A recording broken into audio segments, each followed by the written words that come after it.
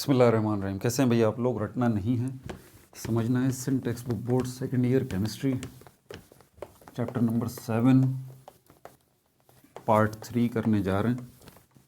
Alcohols, phenols, ethers इस chapter का नाम है और पार्ट 3 करने जा रहे हैं। रिएक्शंस जो हैं अब हम इसमें डिस्कस करेंगे।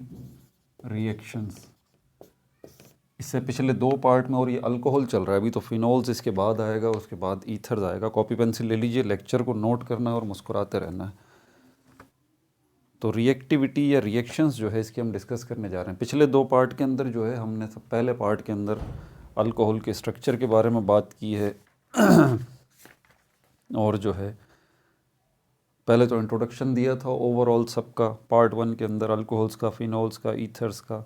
फिर अल्कोहल की बात की है, अल्कोहल की टाइप्स की बात की है, ठीक है, प्राइमरी, सेकेंडरी, टर्चरी। और उसके बाद स्ट्रक्चर ऑफ अल्कोहल की बात की है, ठीक है। उसके बाद फिज़िकल प्रॉपर्टीज़ की बात की है, उसके अंदर बॉइलिंग पॉइंट, सॉल्युबिलिटी, ठीक है, इनको डिस्कस किया। एसिडिटी ऑफ अल्कोहल को डिस्कस किया। ये सब हमने किया पार्ट 1 में। पार्ट 2 के अंदर हमने प्रिपरेशंस ऑफ अल्कोहल्स को डिस्कस किया, जिसके अंदर हमने हाइड्रेशन ऑफ एन अल्कीन इसको डिस्कस किया, hydrolysis of an alkyl halide इसको डिस्कस किया। ग्रिग्नार्ड रिएजेंट के 4 रिएक्शंस को हमने डिस्कस किया, अल्डिहाइड के साथ, कीटोन्स के साथ, और जो है ईस्टर्स के साथ, और कार्बोक्सिलिक एसिड्स के साथ।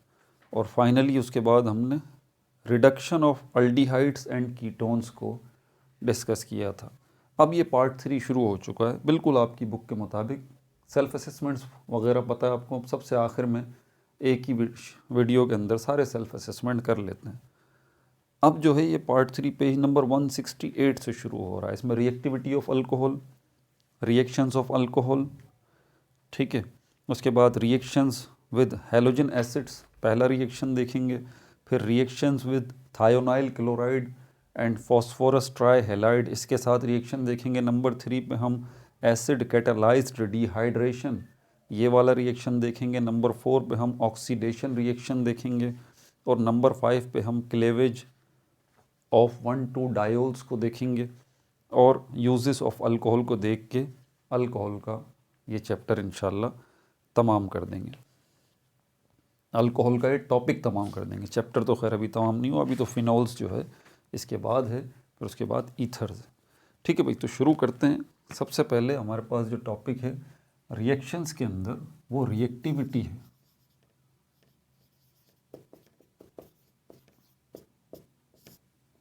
रिएक्टिविटी, अगर हम रिएक्टिविटी को देखें ना, यहाँ पर अल्कोहल्स के अंदर आपको पता है कि ये OH ग्रुप जो है लगा हुआ होता है अल्काइल ग्रुप के साथ, ये अल्कोहल है। आसान सी बात ये है। तो ये इसकी पहचान है OH अल्कोहल की। और ये विदाउट कार्बोनाइल फैमिली से ताल्लुक़ रखता है। विदाउट कार्बोनाइल फैमिली के अंदर जितने भी सब आते हैं उनसे ताल्लुक़ रखता है, ठीक है। अब इसके अंदर मेन चीज़ क्या है, ये R जो है अल्काइल ग्रुप है। तो अल्काइल ग्रुप है तो इसके अंदर यकीनन कार्बन मौजूद है। अल्काइल ग्रुप में होता ही कार्बन है। तो ये कार्बन के साथ ऑक्सीजन है और हाइड्रोजन है बुनियादी तौर पर। ये 2 किस्म की बॉन्डिंग जो है ना वो डिपेंड करती है ऑक्सीजन के साथ। ऑक्सीजन ने एक साइड पे कार्बन के साथ बॉन्ड बनाया हुआ है, एक साइड पे हाइड्रोजन के साथ, ठीक है। अब यहाँ पर कार्बन और ऑक्सीजन को अगर हम देखें ना, तो इन दोनों की इलेक्ट्रोनेगेटिविटी डिफरेंस बहुत ज़्यादा है। इलेक्ट्रोनेगेटिविटी डिफरेंस जो है वो बहुत ज़्यादा है। कार्बन जो है, ऑक्सीजन जो है, वो मोर इलेक्ट्रोनेगेटिव है इसके मुकाबले में, कार्बन के मुकाबले में। और बिल्कुल इसी तरह ये ऑक्सीजन जो है मोर इलेक्ट्रोनेगेटिव है किसके मुकाबले में, हाइड्रोजन के मुकाबले में। यहाँ जो ऑक्सीजन ने हाइड्रोजन के साथ बॉन्ड बनाया हुआ है, यहाँ पर भी पोलैरिटी है। और यहाँ पर कार्बन ने ऑक्सीजन के साथ जो बॉन्ड बनाया हुआ है, यहाँ पर भी पोलैरिटी है। और पोलैरिटी आती ही जब है जब इलेक्ट्रोनेगेटिविटी डिफरेंस होगा। ये कम इलेक्ट्रोनेगेटिव है, ये ज़्यादा इलेक्ट्रोनेगेटिव है। और उसके बाद ये कम इलेक्ट्रोनेगेटिव है, ये ज़्यादा इलेक्ट्रोनेगेटिव है। ये ज़रा बुनियादी बात आपको जहन में रखनी है कि इनकी इलेक्ट्रोनेगेटिविटी पहली बात ये कि दो किस्म के बॉन्ड बनाए हुए हैं ऑक्सीजन ने, एक कार्बन के साथ एक हाइड्रोजन के साथ, दूसरा इसके साथ इलेक्ट्रोनेगेटिविटी डिफरेंस है ऑक्सीजन का, और इस हाइड्रोजन के साथ इलेक्ट्रोनेगेटिविटी डिफरेंस है ऑक्सीजन का। ये बात जहन में रखनी है, और दोनों केसेस में ऑक्सीजन की इलेक्ट्रोनेगेटिविटी ज़्यादा है। ठीक हो गई ये बात। दूसरी बात, एक तो रिएक्टिविटी जो है वो डिपेंड करती है इस चीज़ के ऊपर, carbon oxygen bond, carbon oxygen bond, और किस पे डिपेंड करती है, हाइड्रोजन और ऑक्सीजन बॉन्ड। ठीक है, एक तो इस चीज़ के ऊपर रिएक्टिविटी डिपेंड करती है। दूसरा, जिस चीज़ के ऊपर रिएक्टिविटी डिपेंड करती है ना, वो ऑक्सीजन के अंदर दो लोन पेयर ऑफ इलेक्ट्रॉन है, दो लोन पेयर ऑफ इलेक्ट्रॉन मौजूद है, जिसको हम इस तरह से शो करते हैं। ये बलून टाइप का, ये जब भी आपको नज़र आ रहे हो ना किसी स्ट्रक्चर के अंदर, तो ये समझ जाइए लोन पेयर ऑफ इलेक्ट्रॉन की बात की जा रही है। तो यहाँ पर अल्कोहल्स की रिएक्टिविटी जो है वो दूसरा किस चीज़ के ऊपर है कि दो जो है वो लोन पेयर ऑफ इलेक्ट्रॉन मौजूद हैं इन ऑक्सीजन। ये बुनियादी बातें याद रखिएगा।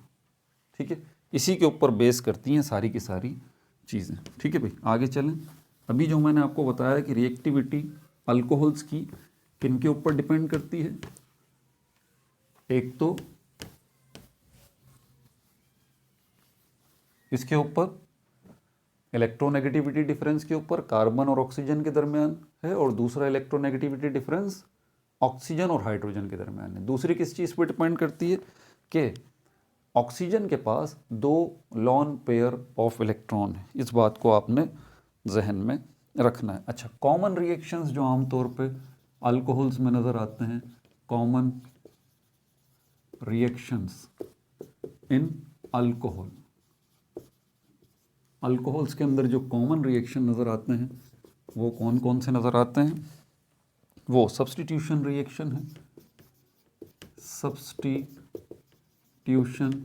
रिएक्शन आपको याद है, सब्स्टिट्यूशन रिएक्शन जो है वो न्यूक्लियोफाइलिक सब्स्टिट्यूशन रिएक्शन भी होते हैं और इलेक्ट्रोफाइलिक सब्स्टिट्यूशन रिएक्शन भी होते हैं। कलेक्टिवली उनको सब्स्टिट्यूशन रिएक्शन जो है वो कहा जाता है। तो अल्कोहल्स जो हैं वो न्यूक्लियोफाइलिक सब्स्टिट्यूशन रिएक्शन भी करते हैं और इलेक्ट्रोफाइलिक सब्स्टिट्यूशन रिएक्शन भी करते हैं।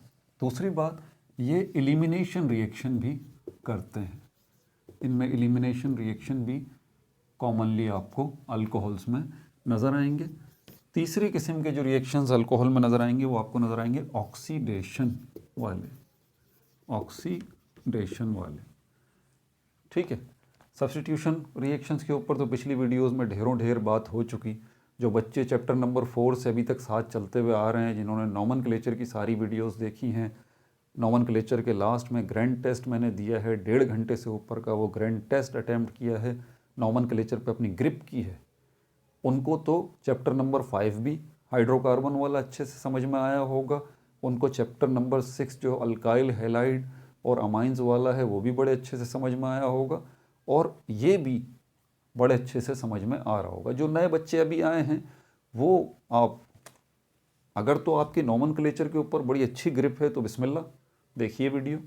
ठीक है, तब तो कोई मसला नहीं है, और अगर नहीं है तो देखिए प्लेलिस्ट के अंदर पड़ी हुई हैं वीडियोस। ठीक है, अच्छा, तो ये सब्स्टिट्यूशन रिएक्शन, एलिमिनेशन रिएक्शन और ऑक्सीडेशन रिएक्शन नॉर्मली आपको नज़र आते हैं इसके अंदर। अब ये क्या क्या है, कैसे कैसे होंगे, ये तो हम आगे जो है वो देखेंगे। इसके अलावा अदर रिएक्शंस भी हैं। अदर रिएक्शंस जो हैं, अदर रिएक्शंस जो हैं वो भी इसके अंदर नज़र आएंगे। लेकिन जो भी अभी मैं नाम 7-8 लिखवाने जा रहा हूँ उनके अंदर होगा क्या, कहीं आपको सब्स्टिट्यूशन रिएक्शन नज़र आ रहा होगा, कहीं आपको एलिमिनेशन रिएक्शन नज़र आ रहा होगा, कहीं आपको ऑक्सीडेशन रिएक्शन नज़र आ रहा होगा। इसको भी अपने नोट्स में डाल लें कि ये अदर रिएक्शंस जो हैं इनके अंदर हमारे पास डिहाइड्रेशन रिएक्शन आ जाता है, डिहाइड्रेशन नज़र आ जाता है। ये सब आपको समझ में आएंगे अभी आगे चलेंगे ना हम जब, अभी तो आप नोट्स में इनको अपने पास डाल लें। ठीक है, ऑक्सीडेशन जो है वो हमें नज़र आता है, जिसको अभी हमने ऊपर भी डिस्कस किया। नंबर 3 के ऊपर रिडक्शन जो है ये भी आपको नज़र आता है, लाजमी बात है, अगर ऑक्सीडेशन होगा तो रिडक्शन तो साथ होता ही है। उसके बाद स्टेरिफिकेशन, स्टेरिफिकेशन ये वाला आपको रिएक्शन जो है वो नज़र आता है। इसके अलावा हैलोजेंस जो हैं उनके साथ रिएक्शन आपको नज़र आता है, और मेटल्स जो हैं उनके साथ आपको रिएक्शन नज़र आता है। ठीक है भाई। अच्छा, अब यहाँ पर ये हो गया। अब एक और कॉन्सेप्ट ज़रा समझ लीजिए, जिसको हम कहते हैं क्लेवेज का, क्योंकि इसको समझना ज़रूरी है।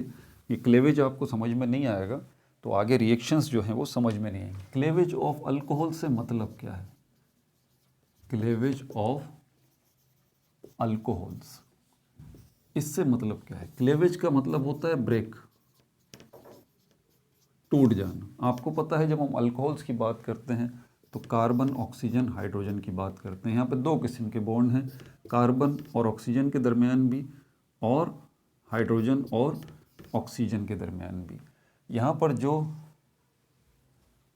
कार्बन और ऑक्सीजन के दरमियान जो बॉन्ड टूटेगा, क्लेवेज यहाँ पर जो लगेगा, क्लेवेज ऑफ अल्कोहल मतलब breaking of bond, breaking of bond.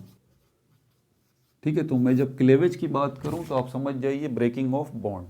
ठीक है, इसमें थोड़ा सा फ़र्क भी है, लेकिन अभी आपकी सहूलत के लिए आसान ज़बान में ब्रेकिंग ऑफ बॉन्ड, बॉन्ड की ब्रेकिंग होगी।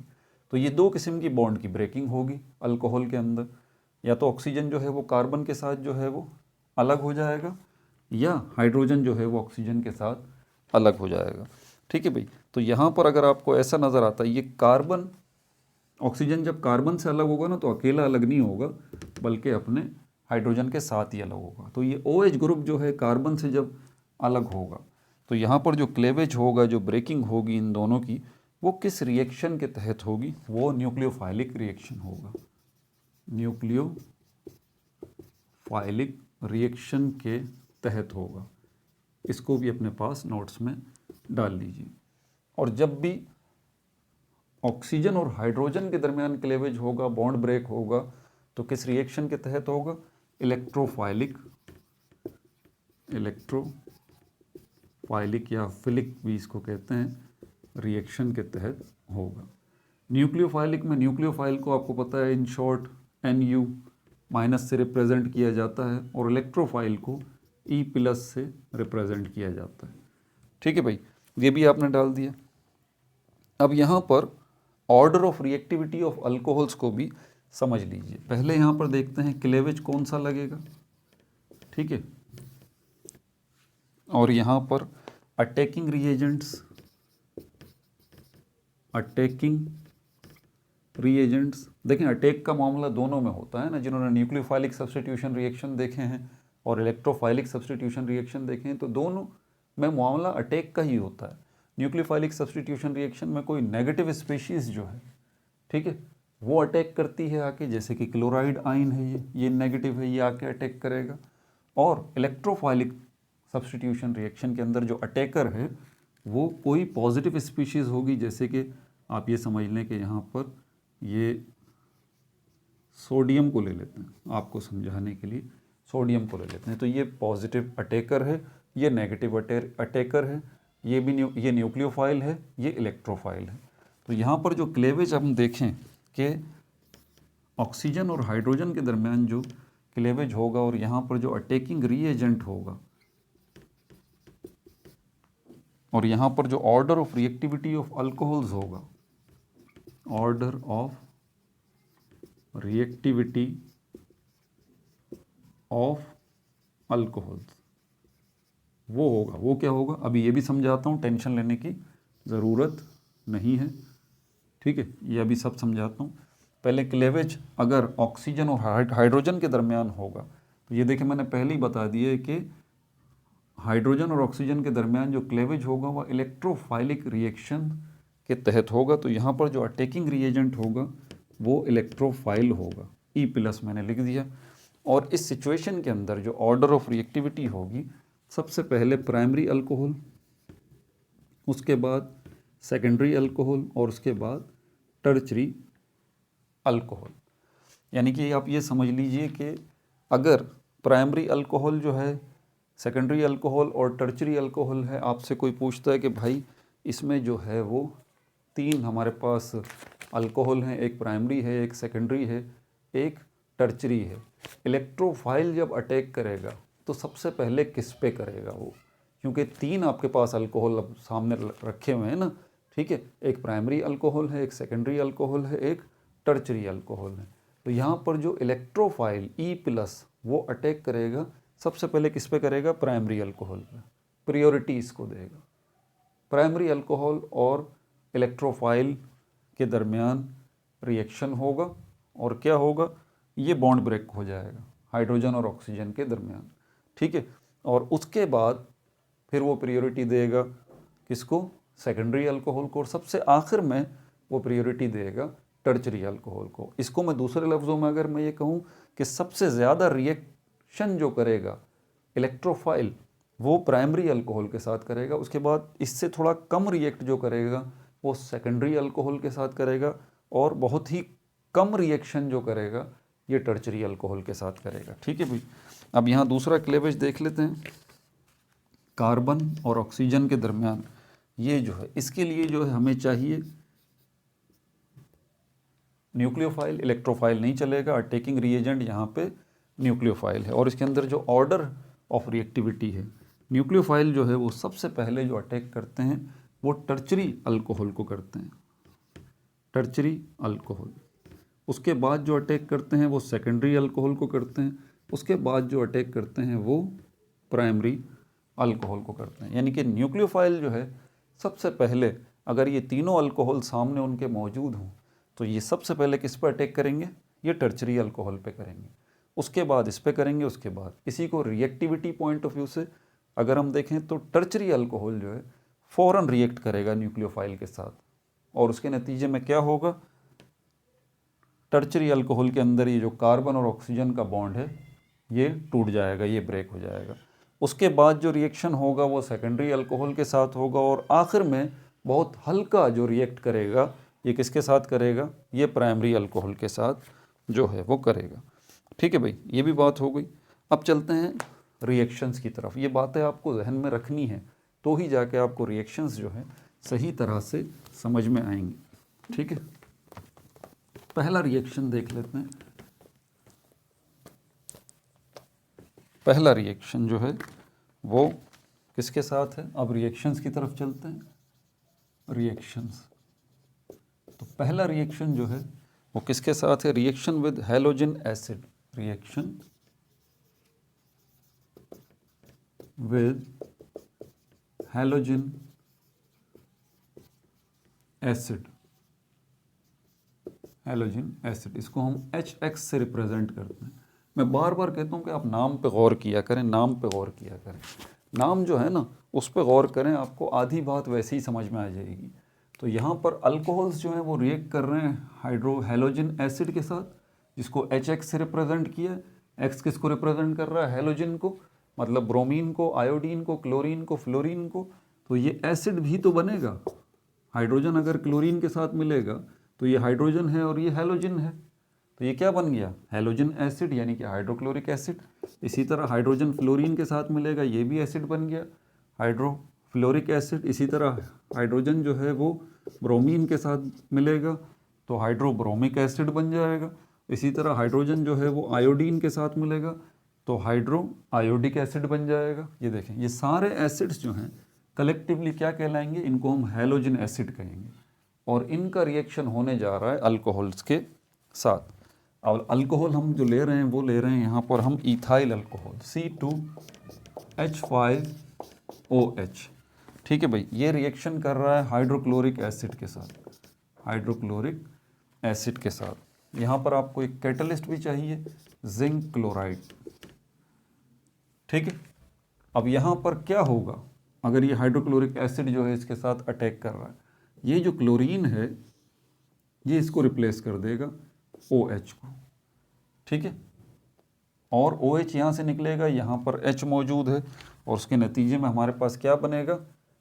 H यहाँ से निकलेगा, OH यहाँ से निकलेगा, दोनों मिलके क्या बनाएंगे, H2O। क्या बनाएंगे, H2O, वाटर बनेगा यहाँ, H2O वाटर बन गया। अब ये क्लोरीन जब यहाँ पर आएगा तो ये क्या बन जाएगा, ethyl chloride. Ethyl chloride, ethyl chloride अगर आपको याद हो तो ये अल्काइल हैलाइड है। तो यहाँ पर हमने जो है वो अल्कोहल को कन्वर्ट कर दिया अल्काइल हैलाइड में और उससे वाटर भी बना है। ये पहला रिएक्शन हो गया। दूसरा रिएक्शन देख लीजिए, ठीक है। अच्छा, यहीं पर इसके अंदर एक और जो इन्फॉर्मेशन आपकी बुक के अंदर दी हुई है वो मैं यहाँ पर लिख देता हूँ। वो है हमारे पास, सेकंड रिएक्शन पे जाने से पहले इसको ज़रा देख लें, लूकस रीएजेंट। लूकस रीएजेंट क्या होता है, इसको भी ज़रा आप नोट कर लें। लूकस, LUCAS, लूकस रीएजेंट ये क्या होता है, ये असल में मिक्सचर है, ठीक है भाई। ये मिक्सचर है, इसको आप कैसे बना सकते हैं, आपको कंसनट्रेटेड हाइड्रोक्लोरिक एसिड लेना पड़ेगा। हाइड्रोक्लोरिक एसिड कैसा होना चाहिए, कंसनट्रेटेड, ठीक है। इसको आप मिक्स करेंगे किसके साथ, जिंक क्लोराइड के साथ, जिंक क्लोराइड के साथ। तो हाइड्रोक्लोरिक एसिड कंसनट्रेटेड और जिंक क्लोराइड जब इनका मिक्सचर जो बन जाएगा, इनके मिक्सचर को हम कहते हैं लूकस रीएजेंट, ठीक है भाई। इसका काम क्या होता है, इसका यूज़ क्या है, ये आइडेंटिफाई करने के लिए इस्तेमाल किया जाता है। ये डिस्टिंग्विश करके दिखाता है, आपको फ़र्क करके दिखाता है। इसके अंदर अगर तीनों किस्म के अल्कोहल्स हैं एक ही जगह पर, प्राइमरी अल्कोहल भी है, सेकेंडरी अल्कोहल भी है, टर्चरी अल्कोहल भी है, तो इनके दरमियान ये फ़र्क आपको करके बताएगा। कौन सा, यही लूकस रिएजेंट इसका काम ही है, ठीक है भाई। आपको खुद थोड़ी ना बताएगा अल्कोहल के कि मैं प्राइमरी हूँ या मैं सेकेंडरी हूँ या मैं टर्चरी हूँ, बात को समझिए ज़रा। तो एग्जैक्टली आपको खुद तो नहीं बता रहा वो, लेकिन ये लूकस रिएजेंट जो है ये बता देगा। ये कैसे बताएगा, अभी बताता हूँ आपको। पहले ये लिख दूँ मैं, प्राइमरी अल्कोहल, सेकेंडरी अल्कोहल और टर्चरी अल्कोहल। जब भी प्राइमरी अल्कोहल के साथ रिएक्ट करेगा लूकस रिएजेंट, नो रिएक्शन, आपको कोई चेंज नज़र नहीं आएगा, नो चेंज। बीकर में आपको कोई चेंज होता हुआ नज़र नहीं आ रहा होगा, और यही इसकी पहचान है, ठीक है। यही इसकी पहचान है। अगर कोई चेंज यहाँ पर आपको नज़र नहीं आ रहा, जब आप लूकस रिएजेंट के अंदर जो है वो जिस अल्कोहल को डाल रहे हैं और अल्कोहल के डालने पे यहाँ कोई चेंज नहीं आ रहा, या अल्कोहल के अंदर आपने ये लूकस रिएजेंट जो है वो डाला है और कोई चेंज नहीं आ रहा, तो यही इस बात की पहचान है कि ये अल्कोहल कौन सा है, ये अल्कोहल जो है प्राइमरी अल्कोहल है। और अगर सेकेंडरी अल्कोहल होगा तो इसकी एक ख़ास पहचान है कि सेकेंडरी अल्कोहल जो है, जैसे पानी होता है, पानी के अंदर अगर मिट्टी डाल दें तो वो पानी क्या कहलाता है, उसको हम कहते हैं गदला पानी। उर्दू के अंदर क्या कहते हैं, गदला पानी। गदला पानी मतलब मट्टी वाला पानी, मट्टी वाला पानी। तो यहाँ पर ऐसी गदलाहट आपको महसूस होगी, ऐसी मट्टी मट्टी सी आपको जो है पूरे बीकर के अंदर जो है वो महसूस होगी जब भी आप लूकस रिएजेंट को रिएक्ट करवाएंगे किसके साथ, सेकेंडरी अल्कोहल के साथ, सेकेंडरी अल्कोहल के साथ। तो आपको जो है वो ऐसी चीज़, ऐसी गंदगी, ऐसी मट्टी मट्टी सी आपको बीकर में नज़र आएगी। इसे गदलेपन को एक ख़ास नाम दिया जाता है यहाँ पर, उसको कहते हैं टर्बिडिटी, टर्बिडिटी, इसको टर्बिडिटी कहा जाता है, ठीक है। तो टर्बिडिटी जो है वो आपको नज़र आएगी। अब पहले आपको कोई चेंज नज़र नहीं आ रहा था, लेकिन अब बीकर के अंदर आपने क्या लिया है, आपने सेकेंडरी अल्कोहल लिया है, लेकिन आपको पता ही नहीं है कि ये अल्कोहल है कौन सा, प्राइमरी है या सेकेंडरी, आपको नहीं पता। अब पता लगेगा जब ये क्लियर सोल्यूशन जो है इसमें आपको मट्टी मट्टी मट्टी सी नज़र आएगी, और इसी मट्टी को बेसिकली हम प्रिसिपिटेट कहते हैं। तो ये प्रिसिपिटेशन ही है, इसमें जो मट्टी मट्टी सी अब आपको नज़र आ रही है, पहले पानी की तरह साफ था बिल्कुल, तो ये मट्टी मट्टी सी जो नज़र आ रही है, गदलापन जो आपको नज़र आ रहा है, ठीक है, ये टर्बिडिटी जो आपको नज़र आ रही है, यही इस चीज़ की पहचान है क्या, कि ये जो है अल्कोहल कौन सा है, ये अल्कोहल सेकेंडरी अल्कोहल, ठीक है भाई। अब कोई एक ऐसा अल्कोहल आपको दे दिया जाता है कि आप ज़रा चेक कीजिए कि ये प्राइमरी अल्कोहल है या सेकेंडरी अल्कोहल है या टर्चरी अल्कोहल है। तो आप क्या करेंगे, लूकस रिएजेंट लेंगे, ठीक है, उसको जो है आप बीकर में डाल देंगे अल्कोहल को, और लूकस रिएजेंट अब आप डालते रहेंगे। अगर कोई चेंज नहीं हो रहा तो समझ जाइए प्राइमरी अल्कोहल है। अगर गदला गदला पानी सा प्रेसिपिटेशन आपको नज़र आ रही है, टर्बिडिटी आपको नज़र आ रही है, तो आप समझ जाएंगे ये सेकेंडरी अल्कोहल है। और अगर क्लाउडी स्ट्रक्चर बनते हुए नज़र आ रहे होंगे आपको अंदर, देखिए क्लाउड इस तरह के होते हैं, इस तरह के, इस तरह का स्ट्रक्चर आपको बनता हुआ नज़र आ रहा होगा, ये क्लाउडी स्ट्रक्चर जो बनता हुआ नज़र आ रहा होगा, तो ये क्लाउडी स्ट्रक्चर बन रहा है तो समझ जाइए ये कौन सा है हमारे पास, ये हमारे पास टर्चरी अल्कोहल है। ये क्लाउडी स्ट्रक्चर जो है वो ये बता रहा है। समझ में आ रही बात आप? तो ये हो गई साथ इसकी पहचान भी। इनके हवाले से बहुत एमटी के टेस्ट के अंदर एमसीक्यूज़ वगैरह आते रहते हैं, इसलिए ध्यान से इनको नोट कर लें और जहन नशीन कर लें। एमसीक्यूज़ पॉइंट ऑफ व्यू से, एमटी के टेस्ट पॉइंट ऑफ व्यू से ये लूकस रिएजेंट बहुत अहम है, और इसका काम क्या है, ये बनता किससे है, ये भी सब आपको पता होना चाहिए। पहला रिएक्शन हो गया। अब दूसरा रिएक्शन जो है इसका आप देख लीजिए। दूसरा रिएक्शन क्या है, reaction with thionyl chloride, reaction with thionyl chloride SOCl2, इसको कहते हैं thionyl chloride and phosphorus trihalide.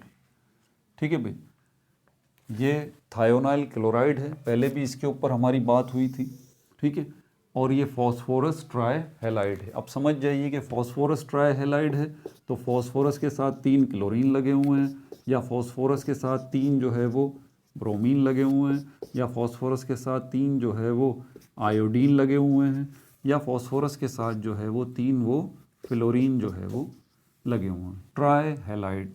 ठीक है भाई, ये वाले तो बारी बारी देखेंगे हम। सबसे पहले इसको देख लेते हैं, थायोनाइल क्लोराइड के साथ अगर जो है वो इथाइल अल्कोहल रिएक्ट करता है तो क्या होगा, या पहले इसको देख लेते हैं ट्राइहैलाइड को, इसको नंबर 1 पे देख लेते हैं। मेरे पास नोट्स में मैंने इसको नंबर 1 पे रखा हुआ है, तो पहले इसका रिएक्शन जो है वो देख लेते हैं अल्कोहल के साथ। ठीक है भाई, 3 मोल जो हैं वो इथाइल अल्कोहल के आपको चाहिए, इसको आप इसके साथ रिएक्ट कराएंगे। कौन सा वाला है ये, फॉस्फोरस ट्राई क्लोराइड। इनका रिएक्शन आपस में शुरू होगा, 3 मोल जो हैं वो इथाइल क्लोराइड के बनेंगे, ठीक है, और फॉस्फोरस एसिड बनेगा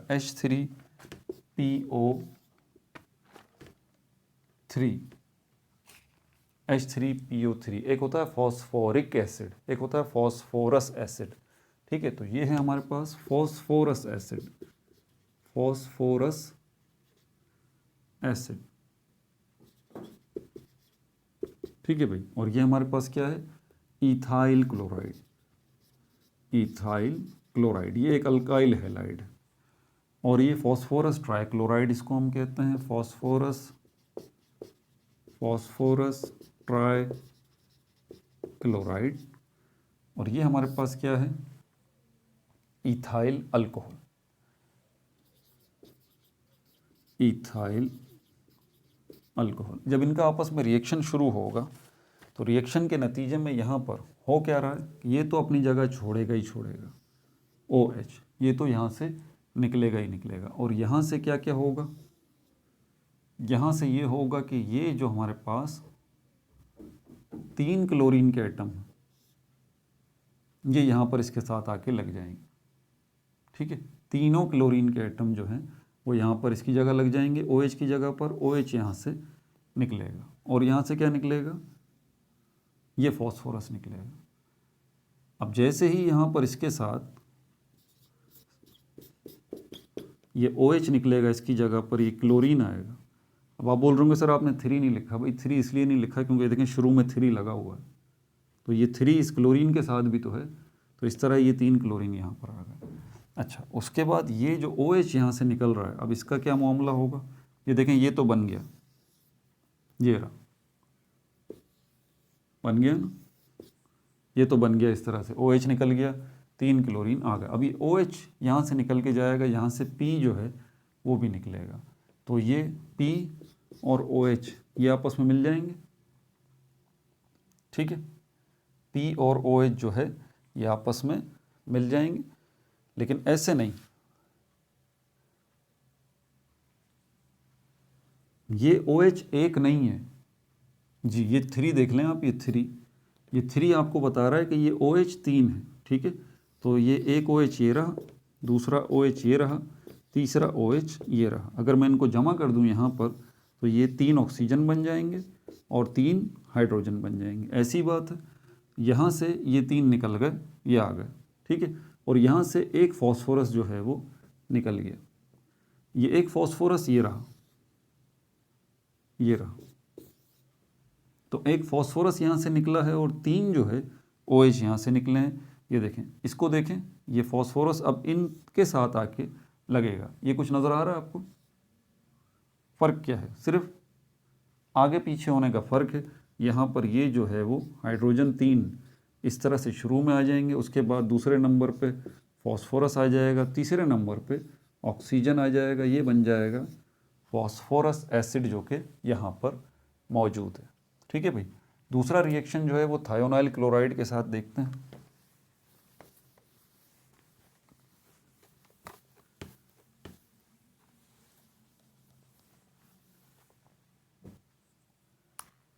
थायोनाइल क्लोराइड के साथ, अच्छा दोबारा इथाइल अल्कोहल को ही लेंगे। इथाइल अल्कोहल C2H5OH और ये थायोनाइल क्लोराइड के साथ रिएक्ट करेगा। यहाँ पर आपको एक कैटलिस्ट पायरिडाइन को भी रखना पड़ेगा, ठीक है। पायरिडाइन ये एक सॉल्वेंट है, मतलब बीकर जो आप लेंगे, ठीक है, उसके अंदर पायरिडाइन जो है ये भर देंगे पहले, और उसके बाद थायोनाइल क्लोराइड भी जो है इसी के अंदर डाल देंगे, और ये इथाइल अल्कोहल ये भी इसके अंदर डाल देंगे। पायरिडाइन भी आ गया, थायोनाइल क्लोराइड भी इसी के अंदर आ गया, और इथाइल अल्कोहल भी इसी के अंदर आ गया। अब जो है वो रिएक्शन शुरू होगा। इससे जो चीज़ें बनेंगी ना वो पहले लिख देता हूँ। एक तो C2H5Cl इथाइल क्लोराइड बनेगा, सल्फर डाइऑक्साइड गैस बनेगी, ठीक है, और हाइड्रोक्लोरिक एसिड बनेगा। अब इसको बनने का प्रोसेस, ये तो निकलेगा यहाँ से डेफिनेटली, और यहाँ से क्या निकलेगा, ये जो है हमारे पास ये निकलेगा। पहले इसको देख लेते हैं, ये मसला हल कर लेते हैं पहले इसका। ये सल्फर डाइऑक्साइड जो बना है ना, इसका मसला हल कर लेते हैं। इसका मतलब सल्फर और 2 एटम ऑक्सीजन के, ये बनाने के लिए सल्फर और 2 एटम ऑक्सीजन के लिए सल्फर चाहिए, ये रहा सल्फर। फिर 2 ऑक्सीजन चाहिए। अब ये 2 ऑक्सीजन जो चाहिए इनमें से एक ऑक्सीजन ये रहा, और एक ऑक्सीजन यहाँ से आएगा, और ये हाइड्रोजन जो है ये किसके पास जाएगा, ये जाएगा इन 2 Cl में से एक Cl के पास, और इसमें से जो एक Cl होगा वो कहाँ जाएगा, वो आएगा यहाँ पर, इस OH की जगह लेगा। तो इन 2 Cl में से एक Cl यहाँ आएगा, OH की जगह लेगा, ये तो बन जाएगा इथाइल क्लोराइड, ठीक है। एक Cl जो बचेगा वो किसके साथ जाएगा, इस H के साथ, जो OH का हिस्सा था अलग हो गया, और इससे क्या बना, उससे बना हाइड्रोक्लोरिक एसिड, ठीक है भाई। अब ये O यहाँ से निकला, सल्फर यहाँ से आया, ऑक्सीजन को साथ लेता हुआ, ये क्या बन गया, सल्फर डाइऑक्साइड, ये रहा। क्लियर है? आगे चलें।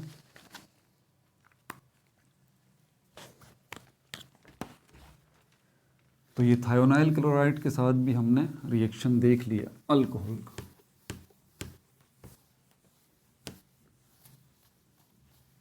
विदाउट कार्बोनाइल ग्रुप के साथ अगर रिएक्शन देखें ना तो वो बड़े आसान होते हैं, लेकिन जब विद कार्बोनाइल वाला मामला आता है तो वहाँ पर दिमाग थोड़ा सा बजना शुरू हो जाता है, क्योंकि विद कार्बोनाइल बोलें तो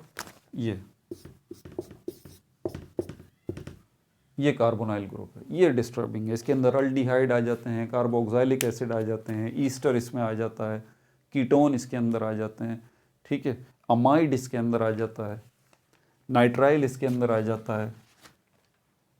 तो ये, और ये कड़वी गोली आपको निकलनी ही पड़ेगी, क्योंकि अब इन्हीं की बात हो रही है। विद थायोनाइल वाले जो है वो अब आ रहे हैं, लेकिन अभी नहीं, एक अभी तीसरा रिएक्शन रहता है, वो कर लें, फिर कार्बोनाइल ग्रुप को जो है वो डिस्कस करेंगे। Acid catalysed, acid catalysed, acid catalysed dehydration, dehydration. बार बार समझाता हूँ कि नाम पे गौर करें, आपको काफ़ी जो है वो आइडिया हो जाएगा। कैटालाइज्ड वर्ड कैटलिस्ट से निकला है और शुरू में एसिड लिखा हुआ है, इसका मतलब ये समझ में आ रहा है कोई एसिड है जो कैटलिस्ट का किरदार अदा कर रहा है, और इस दौरान जो है वो डिहाइड्रेशन का प्रोसेस तो हो रहा है। डिहाइड्रेशन, हाइड्रा वाटर, डिहाइड्रेशन पानी का निकलना, पानी के मॉलिक्यूल का एलिमिनेट होना, पानी के मॉलिक्यूल का निकलना। तो इसका मतलब यहाँ पर ये हुआ कि जब एसिड को एज अ कैटलिस्ट हम यूज़ कर रहे हैं, उसके नतीजे में क्या हो रहा है, वाटर का मॉलिक्यूल एलिमिनेट हो रहा है, वाटर का मॉलिक्यूल बन रहा है। लेकिन ये सब हो कहाँ रहा है, जब अल्कोहल जो है वो रिएक्ट कर रहा है, जब अल्कोहल जो है वो रिएक्ट कर रहा है। इथाइल अल्कोहल ले लेते हैं, C2H5OH, ठीक है भाई। इसको मैंने कहा ना H2SO4 कंसनट्रेटेड H2SO4 की हमें ज़रूरत है, और 170 डिग्री टेम्परेचर तक आपने कंसनट्रेटेड H2SO4, एक बीकर लेना है, बीकर के अंदर आपने H2SO4 जो है ये डाल दिया, और फिर आपने इथाइल अल्कोहल ये भी डाल दिया, और इसको टेम्परेचर दिया 170 डिग्री तक। जैसे ही होगा ये आपस में ये क्या होगा, ये टूट जाएगा, ये टूट जाएगा, और उसके नतीजे में क्या होगा। अब इसका स्ट्रक्चर पहले ज़रा देख लें, सिर्फ OH अलहदा नहीं होगा बल्कि कुछ और भी होगा, लेकिन इसके लिए मैं इसका स्ट्रक्चर यहाँ पहले बना दूँ। 2 कार्बन है, तो एक कार्बन को इस तरह से लेते हैं, दूसरे कार्बन को इस तरह से लेते हैं, और ये OH इसके साथ लगा हुआ। और इसको ज़रा गौर से देखें तो यहाँ पर ये CH3 के साथ ये कार्बन, ये हाइड्रोजन मैंने इसके अलग कर दिए। अब ये अगर OH यहाँ से निकलेगा, ठीक है, OH यहाँ पे निकलेगा, तो जाहिर सी बात है अब इस कार्बन को ज़रूरत है कि इसके साथ कोई और बॉन्ड जो है वो बनना चाहिए, क्योंकि OH तो यहाँ से चला जाएगा। तो यहाँ कार्बन के साथ कौन जो है वो बॉन्ड बनाएगा। अब सिर्फ यहाँ से मैं सिर्फ OH को ही नहीं निकालता, बल्कि मैं इस वाले कार्बन के साथ ये 2 जो 3 हाइड्रोजन हैं, इन 3 हाइड्रोजन में से भी एक हाइड्रोजन यहाँ से निकाल देता हूँ, ठीक है। तो अगर ये एक हाइड्रोजन यहाँ से निकल जाएगा तो ये हो जाएगा CH2, ये एक हाइड्रोजन इसको दोबारा मैं मिला दूँ तो ये हो जाएगा। अब मामला ज़रा ख़राब हो गया। अगर आपको कार्बन के 4 बॉन्ड वाला कॉन्सेप्ट क्लियर है ना, तो आप क्लियरली देखेंगे कि यहाँ से भी एक हाइड्रोजन निकल गया, और यहाँ से ये OH जो है वो भी निकल गया। तो ये हाइड्रोजन यहाँ से निकला है, OH यहाँ से निकला है, हाइड्रोजन और OH ये तो बन गया H2O। चलो पानी का तो मसला हल हो गया। यहाँ पर मैंने कहा ना डिहाइड्रेशन हो गई, पानी का मॉलिक्यूल बन गया। अब बाकी क्या बचा, अब यहाँ पर क्या होगा, अब यहाँ पर ये कार्बन, इसको भी 4 बॉन्ड बनाने, इस कार्बन को भी 4 बॉन्ड बनाने। लेकिन अब क्या करें, अब इनके पास, इसको मैं दोबारा एक दफ़ा यहाँ इन 2 हाइड्रोजन को ऐसे लिख देता हूँ। ये देखें, ये एक हाइड्रोजन यहाँ पर और एक हाइड्रोजन यहाँ पर, इसको भी ऐसे ही लिख देता हूँ, एक हाइड्रोजन यहाँ पर, एक हाइड्रोजन यहाँ पर। अब इस कार्बन को देखें तो इस कार्बन ने भी 4 बॉन्ड बनाने हैं। एक बॉन्ड इस हाइड्रोजन के साथ बनाया हुआ है, एक बॉन्ड इसने इस हाइड्रोजन के साथ बनाया हुआ है, एक बॉन्ड इस कार्बन ने इस कार्बन के साथ बनाया हुआ है, ठीक है। और इस कार्बन को देखें तो इसको भी 4 बॉन्ड बनाने हैं। इसने एक बॉन्ड इस हाइड्रोजन के साथ बनाया हुआ है, एक इस हाइड्रोजन के साथ, एक बॉन्ड इसने इस कार्बन के साथ बनाया हुआ, मतलब दोनों का एक एक बॉन्ड जो है वो बनना है। अब कोई दूसरा ऑप्शन इनके पास है ही नहीं, इसलिए ये बोलेंगे कि भाई चलो आपस में हम डबल बॉन्डिंग कर लेते हैं। और जैसे ही ये डबल बॉन्डिंग करेंगे, इसके नतीजे में क्या बन जाएगा, CH2 डबल बॉन्ड CH2, जो कि एक अल्कीन है। और अल्कीन कौन सा वाला, ईथीन, ईथीन। तो यहाँ पर बनेगा CH2 double bond CH2 ethene, और ये वाटर, ठीक है। तो यहाँ पर ये अल्कोहल जो है एसिड को एज अ कैटलिस्ट हमने यूज़ किया है, सल्फ्यूरिक एसिड को H2SO4 कंसनट्रेटेड गाढ़ा होना चाहिए, वो टेम्परेचर 170 डिग्री आपको देना है। उसके नतीजे में डिहाइड्रेशन होगी, इलिमिनेशन ऑफ वाटर मॉलिक्यूल होगा और ईथीन जो है वो बन जाएगी। ठीक है, यहाँ तक तो मामला सही हो गया। अब यहाँ पर भी कुछ जो है वो प्रियोरिटी है। अगर आप टेम्परेचर को बढ़ा देते हैं मज़ीद और, तो क्या इससे कुछ और भी बन सकता है? टेम्परेचर को अगर आप बढ़ा दें तो बिल्कुल। Priority of acid catalysed dehydration, ये जो रिएक्शन की प्रियोरिटी है इसको भी ज़रा आप नोट कर लें। रिएक्शन प्रियोरिटी, रिएक्शन प्रियोरिटी किस चीज़ की प्रियोरिटी यहाँ पर मिलेगी? ठीक है, सबसे पहले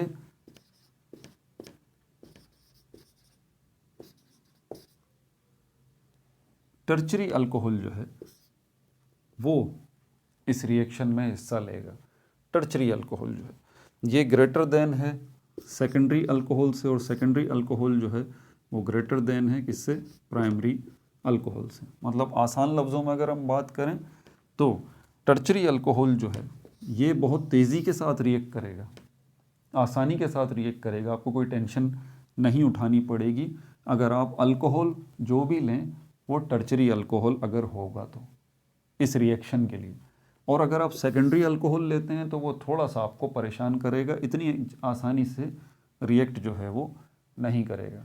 ठीक है, और अगर आप प्राइमरी अल्कोहल लेते हैं इस रिएक्शन के लिए तो वो थोड़ा ज़्यादा आपको परेशान करेगा। ठीक है, रिएक्शन थोड़ा आसानी से नहीं करेगा, ये बहुत ही आसानी से करेगा। तो ये रिएक्शन प्रियोरिटीज़ हैं इनकी। ठीक है भाई, अब चलते हैं नंबर 4 पर, ऑक्सीडेशन रिएक्शन को देख लेते हैं।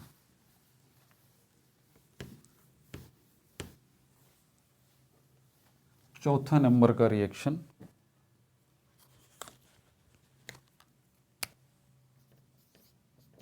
ये हमारे पास कौन सा है? Oxidation reaction.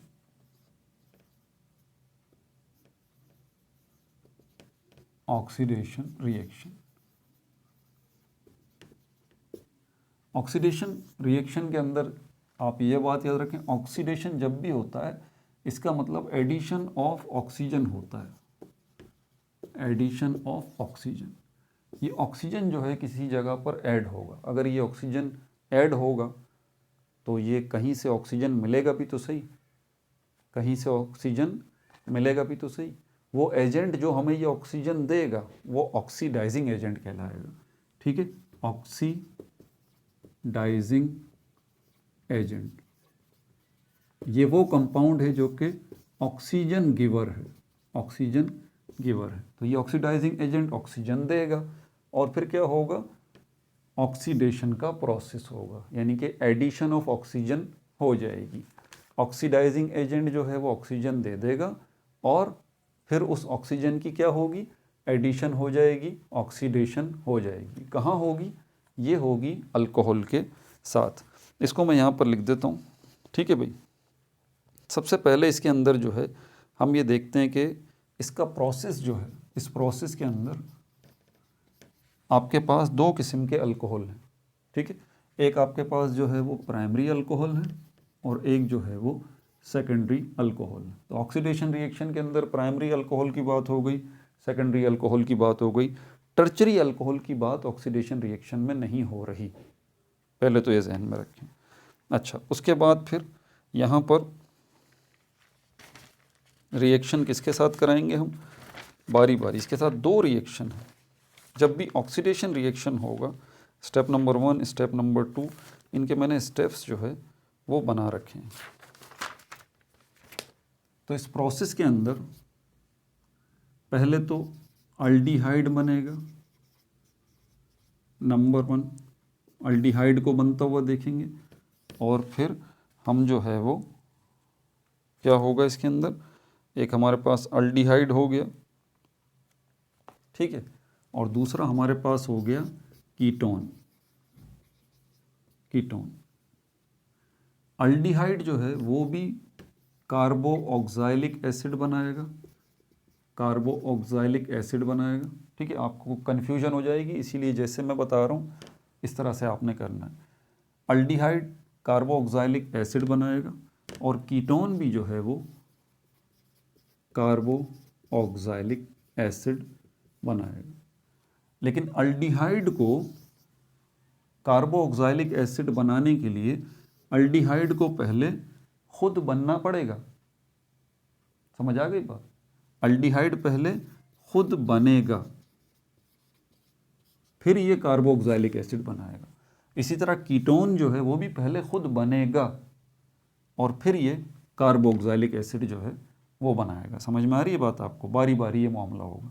तो सबसे पहले अल्डिहाइड को देखते हैं कि ये कैसे बनेगा ऑक्सीडेशन प्रोसेस के अंदर। स्टेप नंबर 1 में इसका step number 1 aldehyde making, aldehyde making. और अल्डिहाइड जो बनेगा वो ये कौन सा बनेगा? इस अल्डिहाइड का जो है वो नाम है एसिटल्डिहाइड, एसिड अल्डिहाइड। पहले हम इसको बनाएंगे एसिड अल्डिहाइड, और उसके बाद ये एसिड अल्डिहाइड जो है वो किसको बनाएगा? कार्बोक्सिलिक एसिड को, जो कि स्टेप नंबर 2 होगा। ठीक है, तो पहले स्टेप नंबर 1 देख लेते हैं, पहले अल्डिहाइड को बनाते हैं।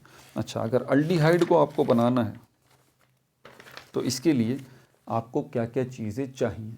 आपको सबसे पहले तो अल्कोहल चाहिए, और अल्कोहल जो है वो यहाँ पर होगा मिथाइल अल्कोहल, इथाइल अल्कोहल। आपको इथाइल अल्कोहल चाहिए। और जैसा कि मैंने कहा कि ऑक्सीडेशन रिएक्शन अगर हो रहा है तो यकीनन ऑक्सीडेशन रिएक्शन का मतलब होता है एडिशन ऑफ ऑक्सीजन। तो इसके साथ ऑक्सीजन को हम ऐड करेंगे कार्बोक्सिल इसके इथाइल अल्कोहल के साथ। लेकिन कोई रिएजेंट तो हो, कोई ऑक्सीडाइजिंग एजेंट तो हो जो कि ऑक्सीजन हमें दे सकता है। तो यहाँ पर जो हमारे पास है वो ये है, इसको हम कहते हैं यहाँ पर पोटेशियम डाइक्रोमेट, पोटेशियम डाइक्रोमेट। मैं इसका नाम यहाँ लिख देता हूँ ताकि आपको ये पढ़ने में आसानी हो जाए। पोटेशियम डाइक्रोमेट ये है वो ऑक्सीडाइजिंग एजेंट। ये हमें क्या देगा? ये हमें जो है ऑक्सीजन देगा। लेकिन इसके अकेले से बात नहीं बनेगी, बल्कि इसको आपको किसी एसिड में, जैसे कि H2SO4 एसिड को भी साथ रखना पड़ेगा। ठीक है भाई? तो इस ऑक्सीडाइजिंग एजेंट को जब आप किसी एसिड के अंदर रखेंगे और उसके अंदर जब आप इथाइल अल्कोहल को डालेंगे बीकर के अंदर, ये सारा मामला जब हो जाएगा कि ये भी आ गया पोटेशियम डाइक्रोमेट जो कि ऑक्सीजन देने वाला है, सल्फ्यूरिक एसिड भी इसी बीकर के अंदर आ गया और इथाइल अल्कोहल भी आपने इसी बीकर में डाल दिया। अब यहाँ पर रिएक्शन शुरू होगा। ये पोटेशियम डाइक्रोमेट जो है वो ऑक्सीजन देगा, और जब ये ऑक्सीजन इसको देगा तो इसके अंदर रिएक्शन शुरू होगा और यहाँ पर एसिड अल्डिहाइड जो है वो बन जाएगा और स्टेप नंबर 1 हमारा हो जाएगा। फिर ये एसिड अल्डिहाइड जो यहाँ बना है स्टेप नंबर 2 में, ये क्या बनाएगा? कार्बोक्सिलिक एसिड बनाएगा। ठीक है भाई? इसीलिए बार बार मैं आपको बता रहा हूँ कि ये सारा प्रोसेस ऑक्सीडेशन का चल क्या रहा है इसके अंदर। ठीक है, अब यहाँ पर पहले बनाते हैं इथाइल अल्कोहल को, जो है वो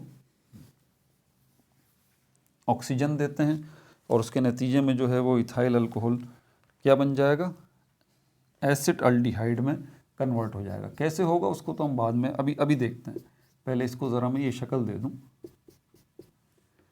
ठीक है, और H2O वाटर भी यहाँ पर बनेगा। अब यहाँ पर हो क्या रहा है? ये क्या बन गया हमारे पास? ये बन गया एसिड अल्डिहाइड, एसिड अल्डिहाइड। ये एसिड अल्डिहाइड दूसरे नंबर का अल्डिहाइड है। एसिड अल्डिहाइड, ये एसिड अल्डिहाइड दूसरे नंबर का अल्डिहाइड है। पहले नंबर का जो अल्डिहाइड है वो फॉर्मल्डिहाइड है। ठीक है, अल्डिहाइड्स की जो गिनती शुरू होती है वो फॉर्मल्डिहाइड, एसिड अल्डिहाइड, दूसरे नंबर पर एसिड अल्डिहाइड। तो ये दूसरे नंबर वाला यहाँ पर बन गया और पानी भी बन गया। अच्छा, इसको बनने के लिए हुआ क्या है यहाँ पर?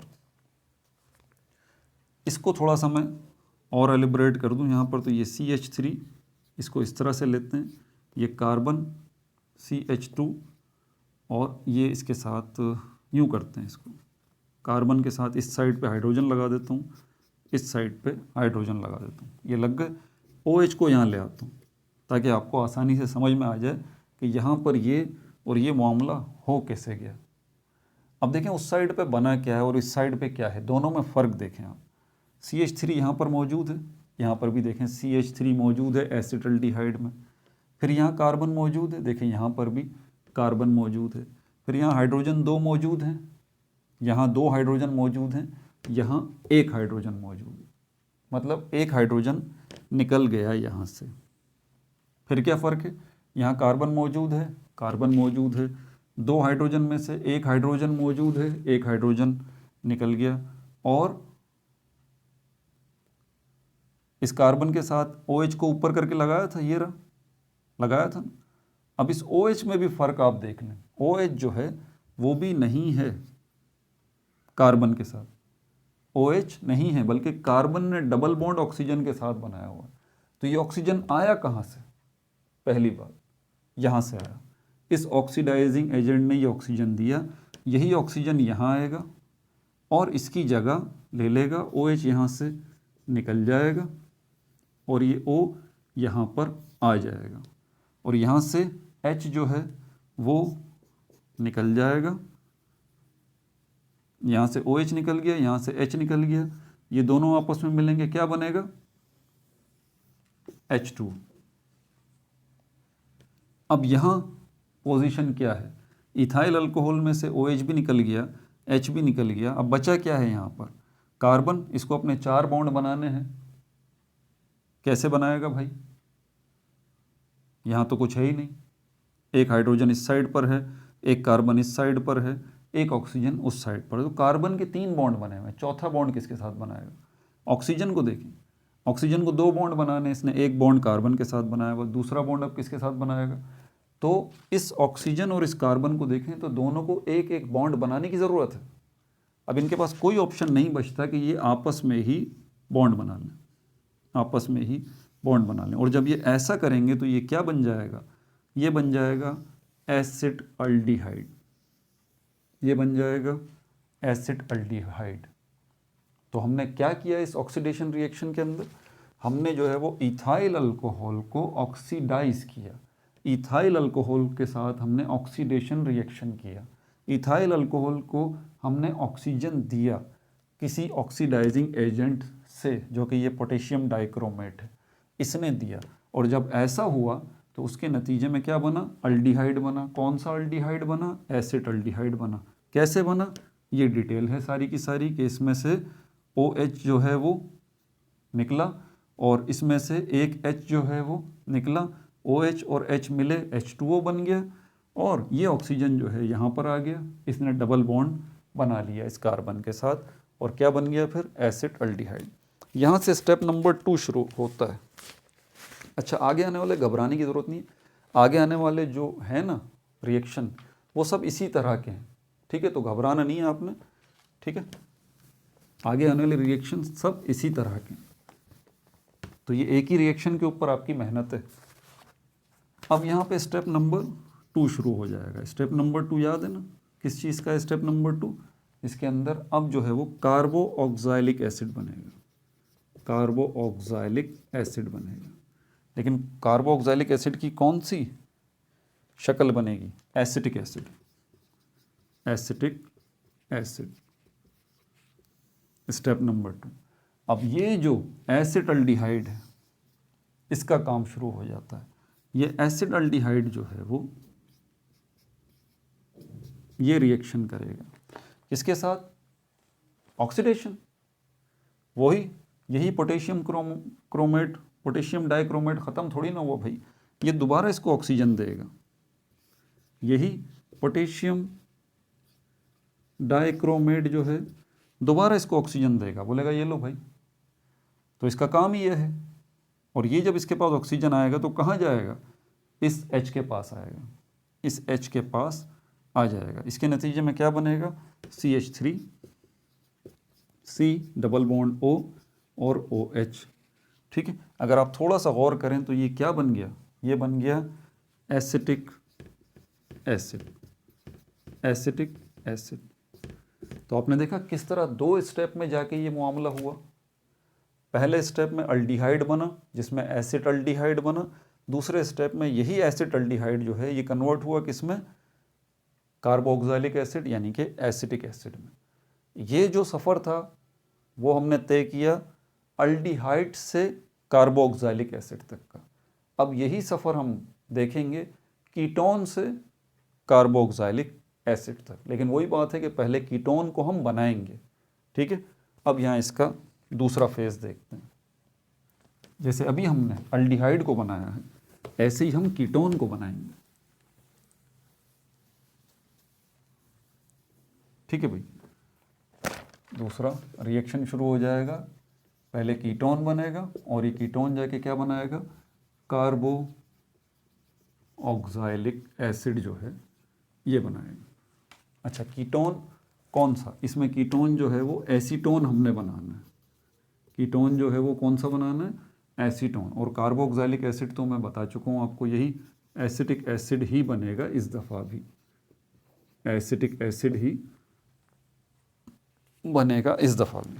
अच्छा, अब किसके साथ रिएक्ट कराएंगे कीटोन को, वही। अब यहाँ पर फ़र्क आ जाएगा जब कीटोन का मामला आएगा। जब अल्डिहाइड वाला मामला था हमने कि कौन सा अल्कोहल लिया था, प्राइमरी अल्कोहल। लेकिन यहाँ पर जब कीटोन की बात आएगी तो हम सेकेंडरी अल्कोहल लेंगे। ये आपको ख़ास तौर पे बात याद रखनी है, ये MCQs में MDCAT के टेस्ट में ये इस किस्म के MCQs आ जाते हैं, ध्यान से सुन लें आप। ठीक है, तो ये जो है वो सेकेंडरी अल्कोहल जो है उसकी हमें यहाँ पे ज़रूरत है। तो CH3 और ये कार्बन और ये CH3, ये रहा सेकेंडरी अल्कोहल। ये इसके साथ लगा हुआ अल्कोहल ऊपर, ये एक हाइड्रोजन मामला बराबर हो गया। ये कौन सा है, सेकेंडरी अल्कोहल, सेकेंडरी अल्कोहल। अब यहाँ पर इसके लिए हमें अगर इसको कीटोन तक लेके जाना है और कीटोन में एसीटोन तक लेके जाना है तो क्या चाहिए, ऑक्सीजन। यहाँ पर 4 ऑक्सीजन चाहिए हम, 4 ऑक्सीजन। कौन देगा, ऑक्सीडाइजिंग एजेंट देगा। क्या नाम है उसका, पोटेशियम डाइक्रोमाइड, पोटेशियम डाइक्रोमाइड, यही देगा। दोबारा वही मामला होगा H2SO4 वाला, सेम सिचुएशन, बिल्कुल सेम सिचुएशन। ठीक है, और इसके नतीजे में जो चीज़ें बनेंगी वो 3 बनेंगी। एक तो यहाँ पर हमारे पास ऐसे पहले तो एसीटोन बनेगा, एसीटोन CH3 CH3 और डबल बॉन्ड ऑक्सीजन, ये बनेगा एसीटोन। ये स्टेप नंबर 1 है ना, सॉरी मैंने लिखा नहीं, ये स्टेप नंबर 1 है एसीटोन मेकिंग वाला। अब इसमें क्या हुआ, अब इसकी शक्ल देखें आप और इसको देखें, क्या चेंज आया होगा आपके ख्याल में। डबल बॉन्ड यहां पर बना है, डबल बॉन्ड रिप्लेसमेंट होती है 2 ग्रुप्स की, वो एक ग्रुप ये रहा, ये अपनी जगह छोड़ेगा। ठीक है भाई, एक ये अपनी जगह छोड़ेगा यहाँ से, और जो है हाइड्रोजन जो है ये अपनी जगह यहाँ से छोड़ देगा। उसके नतीजे में क्या बनेगा, वाटर बनेगा। ठीक है, तो यहाँ पर इसको अगर हम देखते हैं CH3 और कार्बन और ये CH3। अब ये जो हमारे पास ऑक्सीजन ये निकल गया, यहाँ से हाइड्रोजन निकल गया और OH निकल गया, OH भी निकल गया और हाइड्रोजन भी निकल गया, दोनों निकल गया। ठीक है, अब ये कार्बन जो है ये ऑक्सीजन जो भी इसके पास आएगा ये डबल बॉन्ड इसके साथ बनाएगा। तो 4 ऑक्सीजन में से, खैर अभी तो सॉरी मिस्टेक हो गई, ये 4 ऑक्सीजन अभी इस्तेमाल नहीं होंगे, सिर्फ एक ही ऑक्सीजन से काम चल जाएगा जो कि यहाँ पर आ जाएगा, बस इतना ही होगा। ठीक है भाई, 4 ऑक्सीजन अभी फर्स्ट स्टेप में, जबकि कीटोन एसीटोन हम बना रहे हैं, 4 ऑक्सीजन नहीं चाहिए, एक ही ऑक्सीजन आ जाएगा, ये एसीटोन बन जाएगा। ये देखें ये बन गया। स्टेप नंबर 2 में ज़रूरत पड़ेगी, जब ये एसीटोन आगे कार्बोक्सिलिक एसिड बनाएगा ना, यहाँ ज़रूरत पड़ेगी। स्टेप नंबर 2 यहाँ से शुरू करते हैं, स्टेप नंबर 2। अब जो है ये कीटोन से कहाँ तक का सफ़र है, कार्बोक्सिलिक एसिड तक। वही सिचुएशन है, कार्बोक्सिलिक एसिड। कार्बोक्सिलिक एसिड में कौन क्या है? Acetic acid, acetic acid. Ketone में क्या है? एसीटोन। तो यही एसीटोन जो फर्स्ट स्टेप में बना है, यही एसीटोन जो है अब दोबारा आएगा यहाँ पर स्टेप नंबर 2 में। ये बन चुका कार्बन डबल बॉन्ड ऑक्सीजन, और ये हो गया। अब यहाँ पर हमें 4 ऑक्सीजन की ज़रूरत पड़ेगी। पोटेशियम, डाइक्रोमेट, ये 4 ऑक्सीजन जो है देगा। लेकिन 4 ऑक्सीजन की ज़रूरत क्यों पड़ेगी? क्योंकि यहाँ प्रोडक्ट जो है वो 3 है। एक तो ये एसिटिक एसिड बनेगा CH3C, और ये H, और उसके बाद ये डबल बॉन्ड O, और यहाँ पर कार्बन डाइऑक्साइड बनेगा, और यहाँ पर वाटर भी बनेगा। अब यहाँ पर आप देखें ना, कार्बन डाइऑक्साइड के अंदर 2 ऑक्सीजन है, वाटर के अंदर 1 ऑक्सीजन है, ऐसे ही। तो 3 ऑक्सीजन तो यही हो गए, 3 ऑक्सीजन तो यही होगा इसी हिस्से में। 4 ऑक्सीजन, 1 ऑक्सीजन कहाँ जाएगा? इसके पास जाएगा, इसके पास जाएगा। समझ में आ रही है बात आपको? अच्छा, अब क्या चेंजेस होगी इसके अंदर? ये हो गया हमारे पास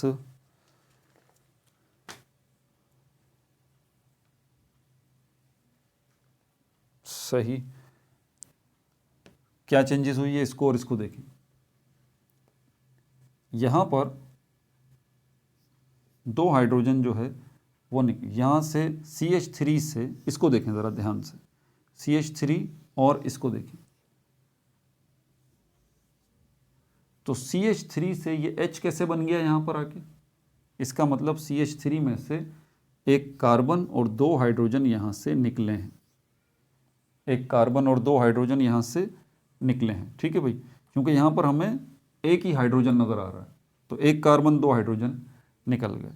इनसे आगे मामला चलेगा कि इसमें से हमारे पास ये जो एक कार्बन है ये भी अलग हो जाएगा, और ये जो 2 हाइड्रोजन हैं ये भी अलग हो जाएंगे। समझ में आ रही है बात आपको? ये कार्बन जो अलग हो गया,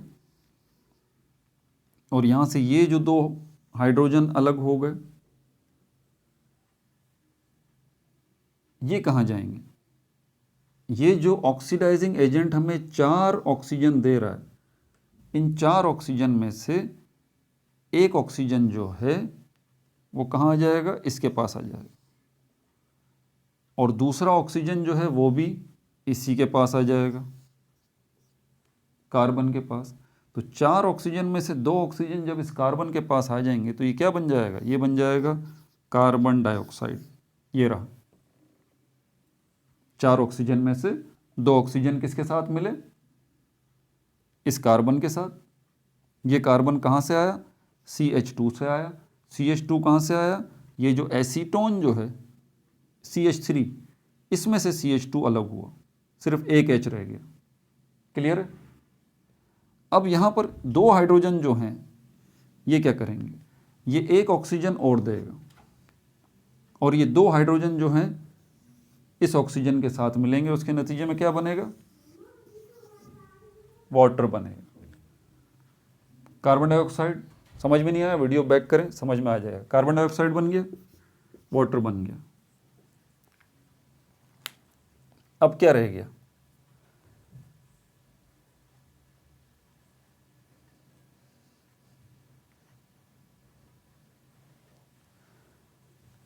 सांस ले लूं भाई, थोड़ा थक गया मैं भी मुस्तकिल बोल बोल के, लेकिन वीडियो जो है वो ख़त्म करनी है, लाजमी लाजमी वीडियो ख़त्म करनी है।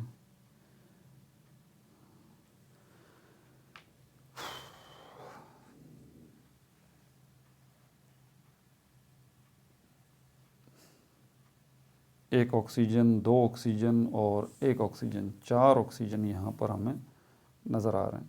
तो ये 4 ऑक्सीजन तो नहीं देगा भाई, फिर कहाँ मिस्टेक हो गई? कहाँ मिस्टेक हो गई? कहाँ मिस्टेक हो गई? ऐसा तो नहीं होना चाहिए यार। 4 अगर ऑक्सीजन दे रहा है तो 4 ऑक्सीजन इसको देगा जब सही है। तो ये 4 ऑक्सीजन जाएंगे कहाँ पे? चलो 4 ऑक्सीजन में से तो 2 ऑक्सीजन निकल गए, कार्बन डाइऑक्साइड बन गया। ठीक है, समझ में आ गई। भाई ज़रा देखना यार, ये 4 ऑक्सीजन यहाँ से जो निकलेंगे ये क्या करेंगे? 4 लिखे में तो 4 का इस्तेमाल तो है, और मैंने देखा भी था, मैं भूल गया अभी। पर ये 4 ऑक्सीजन में से 2 ऑक्सीजन तो इस कार्बन के साथ मिलके इसका मामला निमट जाएगा। 1 ऑक्सीजन जो है वो ये वाटर बनाएगा। 1 ऑक्सीजन ऑलरेडी यहाँ से आ रहा है, ठीक है ना, ये भी आ रहा है। तो ये 4 ऑक्सीजन की तो ज़रूरत यहाँ पे नहीं पड़ेगी। मेरे ख्याल में तो यहाँ 3 ऑक्सीजन की ज़रूरत पड़ेगी बस। समझ आ रही है बात आपको? 3 ऑक्सीजन की ज़रूरत पड़ेगी, 4 ऑक्सीजन की ज़रूरत ही नहीं पड़ेगी। तो ये 4 ऑक्सीजन मैंने क्यों लिखे हैं यहाँ पर? तो बहरहाल मेरा ज़ाती ख्याल ये कि ये जो है वो 3 ऑक्सीजन यहाँ पर इनकी ज़रूरत पड़ेगी, 4 की नहीं पड़ेगी, क्योंकि 4 ऑक्सीजन का तो मामला हो ही नहीं रहा ना। 1 ऑक्सीजन ये रहा, 2 ऑक्सीजन ये रहे, 3 ऑक्सीजन हो गए, 1 ऑक्सीजन यहाँ पर ऑलरेडी जो है वो मौजूद है, तो सिर्फ 3 ही ऑक्सीजन चाहिए। ठीक है, बहरहाल तो इन 3 ऑक्सीजन की कहानी ये है कि यहाँ से ये कार्बन के साथ 2 ऑक्सीजन यूटिलाइज़ हो गए, 1 ऑक्सीजन जो है वो किसके साथ यूटिलाइज़ हो गया? वाटर के साथ। ठीक है, और 1 ऑक्सीजन जो है, खैर अभी तो 3 ही ऑक्सीजन है, 3 के 3 ऑक्सीजन यूटिलाइज हो गए। ये वाला ऑक्सीजन अपनी जगह पर ही है अभी। ठीक है, अब यहाँ से हमें इसको देख रहे थे कि यहाँ से ये क्या बनेगा, तो कार्बन 3 हाइड्रोजन, इसमें से 1 हाइड्रोजन हमें नज़र आ रहा है, कार्बन और 2 हाइड्रोजन अलग हो चुके हैं। ये 2 हाइड्रोजन जो हैं ये भी अलग हो जाएंगे, ये कार्बन अलग हो जाएगा। ये 2 हाइड्रोजन किसके पास जाएंगे? उस ऑक्सीजन के पास जो कि ये पोटेशियम डाइक्रोमेट दे रहा है। उनमें से 1 ऑक्सीजन ये रहा, और क्या बन जाएगा? H2O। बाकी रह गया यहाँ पर ये कार्बन, यही पोटेशियम डाइक्रोमेट जो 2 ऑक्सीजन दे रहा है ये इसके साथ मिलेगा, और क्या बन जाएगा? Carbon dioxide. अब यहाँ बचेगा क्या? CH3C डबल बॉन्ड O और C। अगर आप थोड़ा सा गौर करें तो ये क्या बन चुका है? ये बन चुका है एसिटिक एसिड, एसिटिक एसिड। ठीक है भाई, आगे चलें आप। ये भी हो गया, ऑक्सीडेशन के दोनों मामलात हमने देख लिए। कार्बोक्सिलिक एसिड तक ही पहुँचे हैं हम, लेकिन हमने जो है वो स्टार्ट कहाँ से लिया है? अल्डिहाइड, और उसके बाद जो है वो दूसरा कौन सा था हमारे पास? ये कीटोन जो है, इसको लिया था। अब आगे चलते हैं, आखिरी रिएक्शन अब रह गया। आखिरी रिएक्शन जो है वो रह गया। अज़ान भी होने वाली है ज़ोहर की। मेरी कोशिश है कि ये आखिरी रिएक्शन आपको समझा दूं, लेकिन ये आखिरी रिएक्शन शायद अभी तक के रिएक्शंस में से सबसे मुश्किल होगा, लेकिन आप तसल्ली रखें, आपको समझाएंगे इंशाल्लाह। इसका नाम है क्लेवेज ऑफ 1,2 डाइओल्स। 1,2 डाइओल। क्लेवेज का मतलब तो समझ जाइए, ब्रेक, टूट जाना, ब्रेक, टूट जाना। ये 1,2 डाइओल्स क्या है? ये भी हमारे पास अल्कोहल की ही कुछ टाइप्स हैं। अल्कोहल की ही कुछ टाइप्स होती हैं, जिसमें ऐसी टाइप्स अल्कोहल की होती है जिनमें 1 पोजीशन पे और 2 पोजीशन पे आपको अल्कोहल लगा हुआ नज़र आएगा, जस्ट लाइक दिस। ये इसके साथ ये अल्कोहल लगा हुआ है, और ये इसके साथ ये अल्कोहल लगा हुआ है। IUPAC अगर हम इसकी नेमिंग करेंगे तो यहाँ पर ये पहला कार्बन है, ये दूसरा कार्बन है, तो इसका नाम क्या रखेंगे? 1,2 डाइओल। ऐसी बात है, 1,2 डाइओल।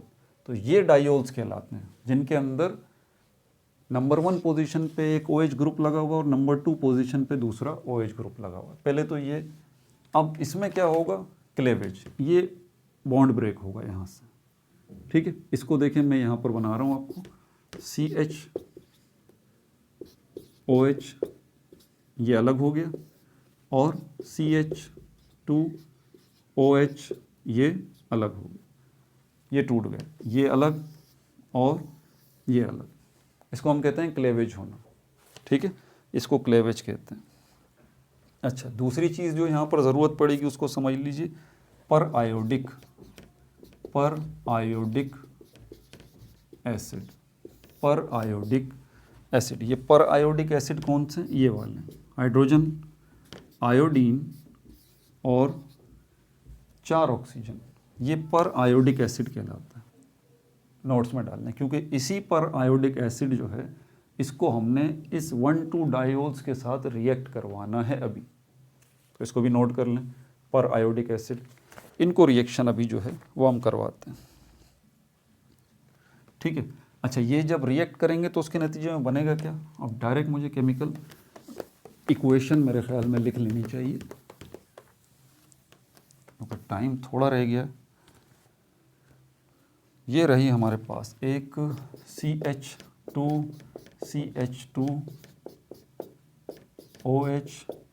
ठीक है।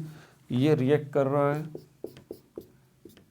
पर आयोडिक एसिड के साथ, ठीक है, और उसके नतीजे में 2 फॉर्मल्डिहाइड बन रहे हैं। तो जब भी 1,2 डायोल जो है वो पर आयोडिक एसिड के साथ जो है वो रिएक्ट करेगा, जब भी 1,2 डायोल पर आयोडिक एसिड के साथ रिएक्ट करेगा, या तो 2 अल्डिहाइड बनेंगे या 2 कीटोन बनेंगे। ये ज़हन नशीन कर लीजिए आप, ठीक है। तो यहाँ पर 2 अल्डिहाइड में बना रहा हूँ, एक ये रहा, ठीक है, और दूसरा अल्डिहाइड ये रहा। अगर याद हो तो अल्डिहाइड फैमिली की सबसे पहले नंबर के अल्डिहाइड हैं ये हमारे पास जो है वो फॉर्मल्डिहाइड, अल्डिहाइड, ये भी हमारे पास फॉर्म अल्डिहाइड, ठीक है। और इसके साथ एक और चीज़ भी बनेगी, HiO3। इसका मैंने बताया आपको, इसको हम कहते हैं पर आयोडिक एसिड, इसको हम कहेंगे आयोडिक एसिड, बस इतना ही फ़र्क है। आयोडिक एसिड, एक जो है ऑक्सीजन जो है वो कम हो जाएगा इसके अंदर, ठीक है भाई। तो ये कौन सा है? Cleavage of 1,2 diol. इस केमिकल रिएक्शन के अंदर आप एक ख़ास किस्म का जो है वो अल्कोहल को देख रहे हैं, जिसका क्या नाम है? 1,2 डायोल। और वो किसके साथ रिएक्ट कर रहा है? एक दूसरे कंपाउंड के साथ, जिसका क्या नाम है? पर आयोडिक एसिड। और इसके नतीजे में क्या हो रहा है? 2 पॉसिबिलिटीज़ हैं, या तो 2 आपको अल्डिहाइड मिलेंगे या 2 आपको कीटोन मिलेंगे। यहाँ पर हमने जो देखा, इसमें 2 हमें अल्डिहाइड मिले हैं, फॉर्मल्डिहाइड, और एक हमें क्या मिला है? आयोडिक एसिड जो है वो हमें मिला है, ठीक है भाई। तो ये तमाम हुआ। आखिर में सिर्फ यूजेस ऑफ अल्कोहल्स रहते हैं। यार मैं वैसे ही बता देता हूँ, थक गया हूँ थोड़ा सा, ताकि ये भी टॉपिक पूरा ही हो जाए। उसके ऊपर सेल्फ असेसमेंट है, वो तो बाद में देखेंगे। मिथनॉल का बताया इसके अंदर। सबसे पहले मिथनॉल जो है वो एंटी फ्रीज सोल्यूशन के तौर पे इस्तेमाल होता है। ये बात मैंने पहले भी बताई थी कि ठंडे इलाकों में आपके गाड़ियों के अंदर जो रेडिएटर है उसमें पानी जो है वो फ्रीज़ हो जाता है, तो उसमें ये मिथनॉल को डाल दिया जाता है। तो ये एंटी फ्रीज कंपाउंड के तौर पे भी मिथनॉल इस्तेमाल किया जाता है। इसके अलावा मिथनॉल का एक और कई जगहों पे इस्तेमाल होता है। मिथनॉल से परफ्यूम्स बनते हैं, डाइस, कलर्स बनते हैं, ड्रग्स, मेडिसिन बनती हैं, एट्सेट्रा। दूसरे पॉइंट में उसने बोला है इथेनॉल के बारे में, इथेनॉल, ठीक है। इथेनॉल जो है एज अ रॉ मटेरियल के तौर पे इस्तेमाल होता है कुछ चीज़ों की तैयारी में। और वो कौन कौन सी तैयारी, कौन कौन सी चीज़ें? जैसे gums, resins, tinctures, chloroform, esters, acetone और एसिटिक एसिड, इनकी तैयारी में रॉ मटेरियल का किरदार अदा करता है इथेनॉल, ठीक है भाई। जैसे बेकरी के अंदर जो है वो रॉ मटेरियल क्या होता है? आटा। आटे से ही, मैदे से ही सारी चीज़ें बनती हैं ना, बिस्किट वगैरह, ये वो, केक, पेस्ट्रियाँ सब, ठीक है। तीसरा पॉइंट है the mixture of isopropyl alcohol in water. आपको ज़ख्म वगैरह चोट वोट लग जाते हैं, बोलते हैं स्प्रिट लगा लो, पायोडीन लगा लो, ऐसे ही सब कुछ है। तो वो ज़ख्मों के जरासीम से बचाने के लिए एक आइसोप्रोपाइल अल्कोहल को जो है वो पानी में मिक्स करके उसका सल्यूशन बनाया जाता है, वो ज़ख्मों पे लगाया जाता है ताकि जरासीम उस पर ना बैठें, ठीक है भाई। अपना बहुत ज़्यादा ख्याल रखिएगा। No like, no subscribe, only share.